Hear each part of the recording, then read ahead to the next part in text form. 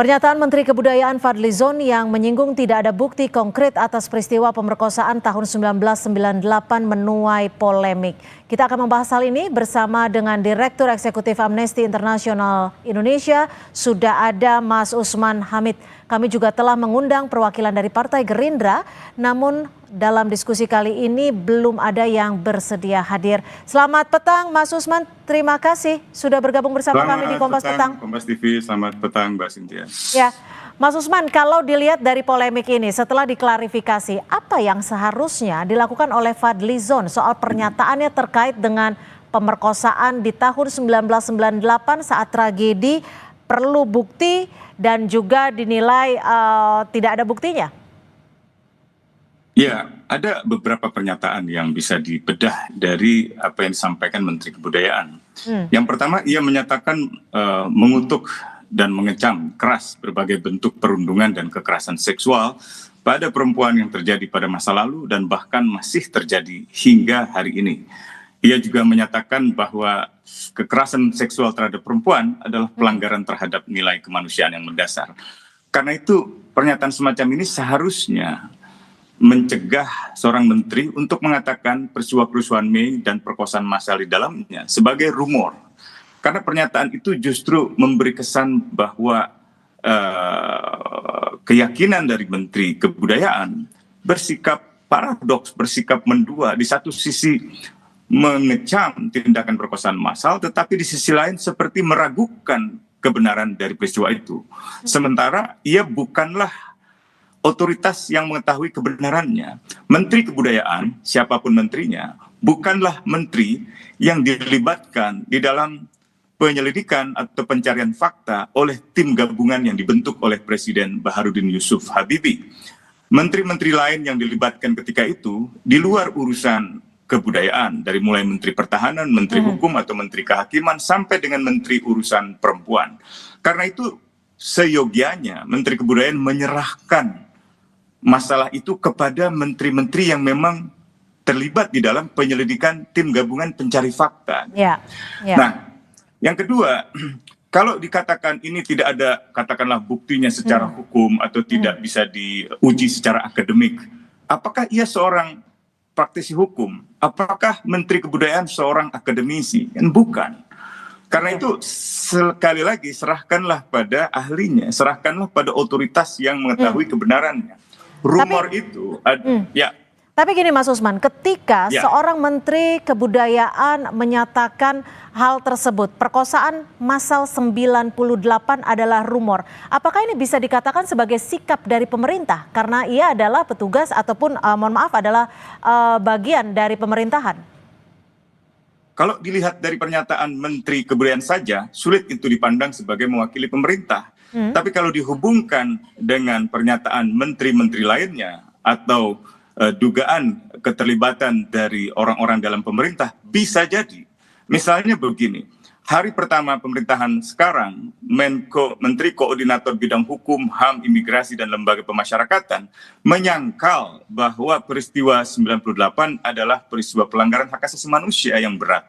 Di dalam tragedi 98 ada kerusuhan Mei termasuk perkosaan massal. Jadi penyangkalan yang pernah dilakukan oleh Menteri Koordinator Bidang Hukum, HAM, Imigrasi, dan Lembaga Pemasyarakatan diulangi kembali oleh Menteri Kebudayaan. Kalau kita telisik lebih jauh, memang di dalam laporan-laporan tim gabungan pencari fakta maupun laporan penyelidikan Komnas HAM, ada nama-nama yang menyebut petinggi pemerintah saat ini. Salah satunya misalnya Presiden Prabowo Subianto dalam kapasitasnya sebagai pribadi, bukan sebagai presiden. Yang kedua adalah Syafri Samsudin yang sekarang menjadi Menteri Pertahanan, yang di dalam rekomendasi nomor 2 dari tim gabungan pencari fakta harus dimintai pertanggungjawaban sebagai Pangkoops Jaya ketika itu. Nah, dengan demikian muncul kesan bahwa penyangkalan ini adalah penyangkalan pemerintah. Apakah ini, mohon maaf saya potong, karena ini berkaitan sekali dengan statement Anda. Apakah penyangkalan yang Anda sebut ini ada korelasinya dengan penulisan sejarah ulang? Bisa jadi, karena kalau kita lihat naskah awalnya yang sudah diperbincangkan di harian Kompas, di Kompas TV dan lain sebagainya, terlihat sekali hanya 2 peristiwa pelanggaran HAM di masa lalu yang dirancang penulisannya. Yang pertama adalah peristiwa Tanjung Priok tahun 84, di sana juga ada kekerasan terhadap etnis Tionghoa. Yang kedua adalah peristiwa Talangsari, Lampung tahun 1989. Di luar itu termasuk kerusuhan Mei dan juga perkosaan massal tidak ada. Jadi wajar jika masyarakat sipil atau publik mencurigai bahwa proyek penulisan sejarah resmi negara saat ini itu menghapuskan bagian-bagian sejarah yang penting gitu. Mengapa Anda sebut ini sebagai proyek? Seperti perkosaan massal. Mengapa Anda sebut ini penulisan sejarah ini sebagai proyek? Proyek kan untuk menyebut kegiatan seperti pada umumnya proyek-proyek kebijakan itu hal yang biasa, dia tidak memiliki konotasi apapun. Saya hanya mau mengatakan bahwa agenda penulisan ulang sejarah seharusnya diletakkan pula di dalam kerangka penyelesaian pelanggaran hak asasi manusia di masa lalu. Jangan lupa 2022 tim yang dibentuk oleh Presiden Joko Widodo ketika itu, yaitu tim penyelesaian pelanggaran HAM secara non-yudisial, yang dipimpin oleh seorang diplomat senior, Makarim Bibisono, ikut merekomendasikan pentingnya penulisan ulang sejarah gitu. Nah, tampaknya penulisan ulang sejarah saat ini tidak dihubungkan di dalam kerangka rekomendasi tim penyelesaian pelanggaran HAM berat masa lalu secara non-yudisial. Tampaknya pula penulisan ulang sejarah ini hanya untuk melayani kepentingan pemerintah. Kecenderungan untuk memuliakan pemerintah, kekuasaan, atau kecenderungan untuk mengutamakan kepentingan yang bersifat sloganistik seperti nama baik bangsa. Artinya apakah bisa dikatakan terkait konteks tanggung jawab moral pemerintah terhadap tragedi Mei 1998 ini diabaikan? Berhati-hati. Bagaimana? Apakah ini artinya konteks tanggung jawab moral pemerintah terhadap tragedi Mei 1998 ini diabaikan?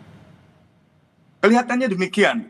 Kelihatannya keraguan-raguan itu pun juga muncul karena kekhawatiran bahwa peristiwa itu bisa menjadi semacam duri di dalam daging atau mencoreng nama baik bangsa. Padahal seharusnya didasarkan pada rasa keadilan korban, rasa kemanusiaan pada korban.